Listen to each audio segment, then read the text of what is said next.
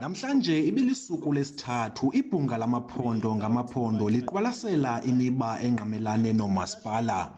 Iingxoxo bezijongane nokusikwa kwemida yoomasipala kwaye nolawulo lwentsebenzisano phakathi kwamaqela ezopolitiko. Iqumrhu elijongane nokusikwa kwemida yoomasipala, i-Municipal Demarcation Board, lithi lifuna imida yoomasipala iqwalaselwe emva kweminyaka elishumi, hayi emva kweminyaka emihlanu. The financial and fiscal implications of boundary redetermination should be prioritized and established, and the funding sources should be identified before any demarcation decision is pronounced.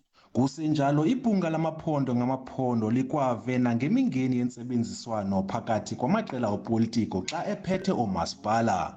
Umasipala waseRhawutini uthi uphawule ukuba le ntsebenziswano yamaqela opolitiko ihamba neendleko. City Power, which was our cash generator, it's our electricity distributor, in 2016 had surpluses and had cash balances of over 3 billion rands on average per month. Now it's living on overdraft, it's all but collapsed.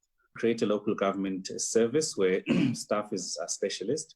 The second part is the issue of good governance, which over the past couple of days has been spoken about. Le ndibano yebhunga yamaphondo ngamaphondo isaqhuba. Bulelani Philip, SABC News ePalamente.